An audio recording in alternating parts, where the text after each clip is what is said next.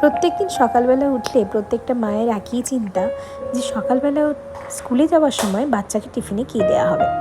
তো আমি বিভিন্ন রকমের কিছু করার চেষ্টা করি। সকালবেলা যেহেতু আমার ছেলে ভাত খেয়ে যায়, তাই ও মাছ মাংস খুব একটা পছন্দ করে না, তার থেকে ও নিরামিষ ভাতই পছন্দ করে। তো আমি যা দিই ও মোটামুটি খেয়ে নেয়। আর আমি বিভিন্ন দিনে বিভিন্ন কিছু ইজি রেসিপি ট্রাই করি। তো আমি এদিন বানিয়েছিলাম একটা পাফ, যেটা আমি আটা দিয়ে করেছিলাম এবং তার মধ্যে ছিল চিজ আর পটেটো। তো খেতে খুবই ভালো হয় এবং খুব ফাস্ট হয়, এবং তার সাথে সাথে এটা এয়ার ফ্রায়ার যদি থাকে তো খুবই ভালো, খুব ফাস্ট হবে।